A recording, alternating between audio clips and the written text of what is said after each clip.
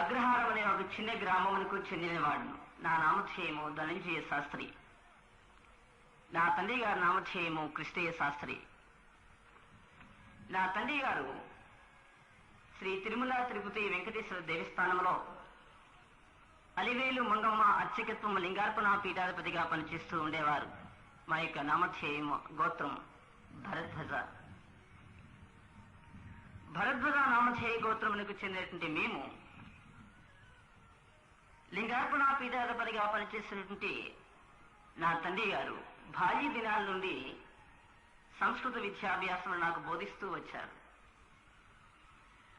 ఒక దినమున దేవుడు ఎవరు అనే ఒక ప్రశ్న నా హృదయంలో కలిగించినప్పుడు చతుర్వేదాలను కూడా ధ్యానించడం ప్రారంభించాను. చతుర్వేదాల్లో ఏమిని బోధిస్తున్నాయనంటే ధర్మం, ధర్మపత్ని, ధర్మయోగ్య సంభూతి, ధర్మశాస్త్రోపదేశక సక్రియ పరబ్రహ్మ ఇక సంభూతి భగవాన్.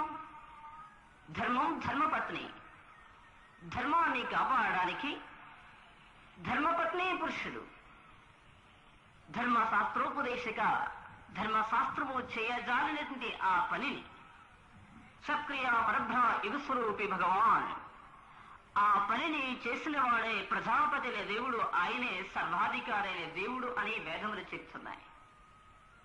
ఒకవేళ ఈ రాత్రి ఈ పొదిలి పట్టణంలో ఉన్న బ్రాహ్మణోత్తములకి గాని, వేద పండితులకు గాని, అహిందవ సహోదరులకి కానీ ఒకవేళ సందేహం ఉన్నట్లయితే ప్రథమ వేదమైన ఋగ్వేదం ప్రథమ స్కందం 16వ శ్లోకం తెరిచి చూడండి.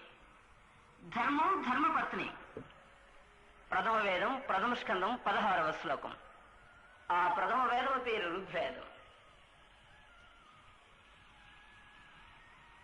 ధర్మం, ధర్మపత్ని, ధర్మాన్ని కాపాడడానికి ధర్మపత్ని పురుషుడే, ధర్మశాస్త్రోపదేశగా ధర్మశాస్త్రము చేయజాలని పనిని చేసిన వాడే పరంశీవుడు, ఆయనే సర్వాధికారి అనే దేవుడు అని చెప్తుంది.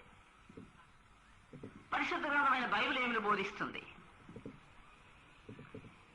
భక్తుడైన పౌలు రోమీలకు రాసిన పత్రిక 8వ అధ్యాయం 2వ వచనము 2వ భాగం.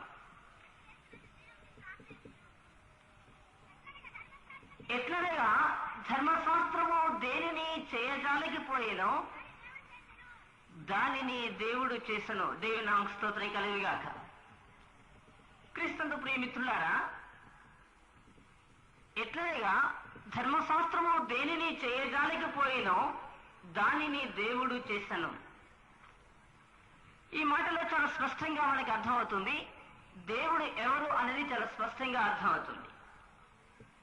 ధర్మశాస్త్రము దేనిని చేయజాలకపోయేనో దానిని చేసిన వారే దేవుడు. చతుర్వేదాలు కూడా అవే బోధిస్తున్నాయి.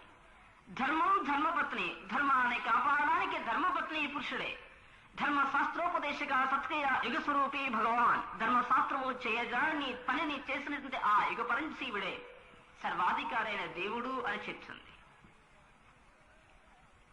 అయితే ఎవరు ఈ దేవుడు? ధర్మశాస్త్రము దేనిని చేయజాలకపోయినో దానిని చేసిన వారే దేవుడు. ఇప్పుడు ఆ దేవుడు ఎవరన్నది మనకి ఎలా అర్థమవుతుంది? ధర్మశాస్త్రం చేయవలసిన పని ఏంటి అది తెలుసుకున్నప్పుడే దేవుడు ఎవరు అనేది మనకి చాలా స్పష్టంగా అర్థమవుతుంది. ధర్మశాస్త్రం చేయవలసిన పని ఏంటి?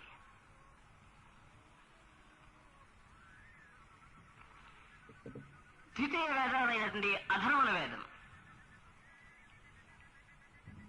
తృతీయ స్కంద భాగం అంటే 3వ స్కంద భాగం 184వ శ్లోకం చెప్తుంది. యజ్ఞం ప్రజాపతి ధర్మ ప్రోక్షత యక్షం రక్త ప్రోక్షత నశ్యాది. యజ్ఞం ప్రజాపతి, ప్రజాపతి ఆదిదేవుడు. యజ్ఞం సమస్తముని కొరకు యజ్ఞ బలిపుసులుగా సాక్రిఫైస్ చేయబడినవాడు. ధర్మం రక్త ప్రోక్షత నశ్యాది, ధర్మాన్ని కాపాడడానికి రక్తమును చిందించవలసిన అవసరం ఉంది అని ద్వితీయ వేదమైన అధర్మ వేదం బోధిస్తుంది. ఇదే ధర్మశాస్త్రము చేయవలసిన పని. ధర్మశాస్త్రము ప్రకారము ప్రజాపతి అనే యజ్ఞ పురుషుడు రక్తమును చిందించాలి అని ధర్మశాస్త్రము బోధించింది కానీ ధర్మశాస్త్రం ఆ పని మాత్రము చేయలేదు. చతుర్వేదాలు బోధిస్తున్నాయి, కానీ చతుర్వేదాలు ఆ పనిని నెరవేర్చబడలేదు. పరిశుద్ధ గ్రంథంలో బైబిల్ చెప్తుంది, ఎట్లనగా ధర్మశాస్త్రము దేనిని చేయజాలకపోయినో దానిని దేవుడు చేస్తాను. ధర్మశాస్త్రం చేయవలసిన పని ఏంటి? హెబ్రీయులకు రాసిన పత్రిక 9వ అధ్యాయం 22వ వచనం, మరియు ధర్మశాస్త్రము ప్రకారము సమస్త వస్తువులను రక్తము చేత శుద్ధి చేయబడిననియు రక్తము చిందింపకుండా పాపక్షమాపణ కలుగుదనియు దేవుని నామకు స్తోత్రం కలుగును గాక. రక్తము చిందింపకుండా పాపక్షమాపణ కలగదు. క్రీస్తునందు ప్రియులారా, ధర్మశాస్త్రము ప్రకారము ధర్మపత్ని పురుషుడే రక్తమును చిందించాలి. ఆ ధర్మశాస్త్రానుసారమైన నిబంధన రక్తం ఎవరైతే చిందిస్తారో ఆయనే సర్వాధికారైన దేవుడు. ఆయన తప్ప వేరొక దేవుడు లేదు. చతుర్వేదములు బోధిస్తున్నాయి, 108 ఉపనిషత్తులు ఉపదేశిస్తున్నది, పరిశుద్ధ గ్రంథమైన బైబిల్ కూడా బోధిస్తుంది. ధర్మశాస్త్రము ప్రకారముగా సమస్త వస్తువులను శుద్ధి చేయడానికి రక్తము అవసరమని ధర్మశాస్త్రం ఉపదేశించింది. చతుర్వేదాలు బోధిస్తున్నాయి. ప్రధావేదం చెప్తుంది ఋగ్వేదం, యజ్ఞం ప్రజాపతి రక్త ప్రోక్షతాశ్యాభి ప్రజాపతి యజ్ఞ బలపుసవ, నీవు రక్తమును చిందించాలి అని ప్రధావేదమైన ఋగ్వేదం బోధిస్తుంది. అధర్వవేదం బోధిస్తుంది, ఓం ధర్మాయ నమః వినాశాయ వికం దోషప్రాప్తాయ నమః యజ్ఞం రక్త ప్రోక్షతాశ్యాభి విచ్చితాదేశ కృత్యం భగవాధ్యాయిత నమః. వినాశాయనమైన భూలోకంలో ఉన్నటువంటి ఈ జీవరాశులు జీవాత్మలనే ఈ వస్తువుల కోసం రక్తము చిందించవలసిన అవసరం ఉంది అని అధర్వవేదం బోధిస్తుంది. సామవేదము తాండియాభరణంలో బంగాళాపత్రం బోధిస్తుంది, సర్వపాప పరిహారో రక్త ప్రోక్షణ అవశ్యం, సర్వమానవారి పాపాల పరిహారార్థమే రక్తమును చిందించవలసిన అవసరం ఉంది అని సామవేదము తాండియాభరణంలో బంగాళాపత్రము 18వ శ్లోకం బోధిస్తుంది. 4వ వేదమైన యజుర్వేదం బోధిస్తుంది, యజ్ఞం యజ్ఞ తదక్షతి తత్ప్రాప్తిరేవస్వకరవా తత్రోజస్పదం రక్తం ప్రోక్షణశ్యాభి తదోస్మాస్వం భవస్పయనః. తక్షణమే తన ప్రేమైనటువంటి ఆ ప్రధానపతిన బలి పశువు నీకోసం రక్తము చిందించాలి అని చతుర్వేదమని యజుర్వేదం బోధిస్తుంది. ఉపనిషత్తుల్లో 97 ఉపనిషత్తు ముండోపకోపనిషత్తు బోధిస్తుంది, ఓం స్వః ఓం దగ్ధస్మయత నమః రక్తం ప్రోక్షత్యాయత నమః. ఓంకార స్వరూపుడైన ఓ పరంశీవుడా, సర్వభూలోక జీవరాశుల జీవాత్మల పరిణామం కొరకు రక్తమును చిందించాలి అనే ముండోపకోపనిషత్తు బోధిస్తుంది. పరిశుద్ధ గ్రంథమైన బైబిల్ కూడా బోధిస్తుంది. మరియు ధర్మశాస్త్రము ప్రకారము సమస్త వస్తువులను శుద్ధి చేయడానికి రక్తము అవసరం. రక్తము చిందింపకుండా పాపక్షమాపణ లేదు. వేదములు బోధించాయి రక్తము చిందించాలి అని, ఉపనిషత్తులు బోధిస్తున్నాయి రక్తమును చిందించాలి అని, యజ్ఞాలలో ఉపదేశించారు రక్తమును చిందించాలి అని, తపస్సు చేస్తున్న ఋషులు తపస్సు చేశారు రక్తమును చిందించాలి అని. కానీ ఎవరు కూడా రక్తమును చిందించలేదు. ఆ రక్తమును ఎవరైతే చిందించారో ఆయనే సర్వాధికారైన దేవుడు. ఆయన తప్ప వేరొక దేవుడు లేదు. ఎవరి కోసం రక్తం చిందించాలి? ధర్మ యుగ స్వరూపి, ధర్మములో ఉంటే యుగ స్వరూప్యమైన జీవరాశ్యం, జీవరాశుల యొక్క ప్రాణముల కోసం, జీవ ఆత్మం స్వయం భవస్వత, జీవాత్మనే స్వయంభూడనే ఈ నరుడి కోసం రక్తోక్షత్రవా, ఆయన రక్తమును చిందించవలసిన అవసరం ఉంది అని వేదములు బోధిస్తున్నాయి.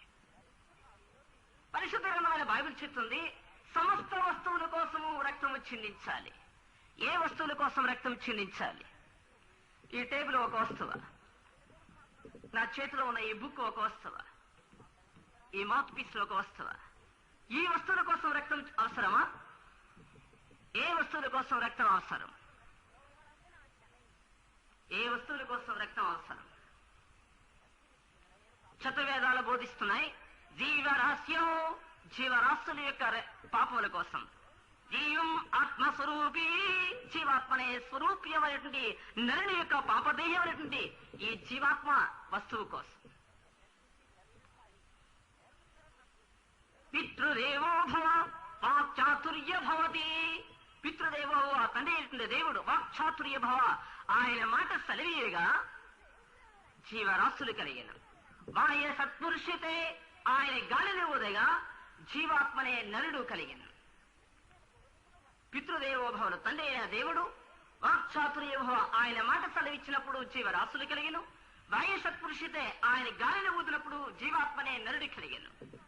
జీవరాశులు జీవ ఆత్మలు ధర్మశాస్త్రోపదేశకుడు తయారు చేసిన నిర్మించిన వస్తువులై ఉన్నవి. ఈ వస్తువును శుద్ధి చేయడానికి రక్తము అవసరం. మరియు ధర్మశాస్త్రము ప్రకారము సమస్త వస్తువులు శుద్ధి చేయడానికి రక్తము అవసరం. పరిశుద్ధమైన బైబిల్ చెప్తుంది, సమస్త వస్తువులు. ఏ వస్తువులు? దేవుడు తయారు చేసిన వస్తువులు. మానవుడు తయారు చేసిన వస్తువుల కోసం రక్తం అవసరం లేదు. ఈ వస్తువులు మానవుడు తయారు చేశారు.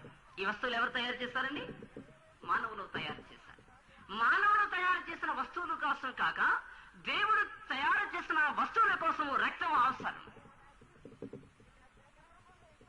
ఈ వస్తువుల కోసం ఎవరైతే రక్తం చిందిస్తారో ఆయనే సర్వాధికారి అయిన దేవుడు. ఆయన తప్ప వేరొక దేవుడు లేదు. ఆ దేవుడి కోసమే చతుర్వేదాలు బోధిస్తున్నాయి, 108 ఉపనిషత్తులు ఉపదేశిస్తున్నాయి, పరిశుద్ధ గ్రంథాన్ని బైబిల్ కూడా బోధిస్తుంది, ఖురాన్ గ్రంథం కూడా బోధిస్తుంది. ఎవరు ఈ దేవుడు? ధర్మశాస్త్రము దేనిని చేయడానికి పోయినో దాన్ని చేసిన వాడు దేవుడు. ధర్మశాస్త్రం చేయవలసిన పని ఏంటి?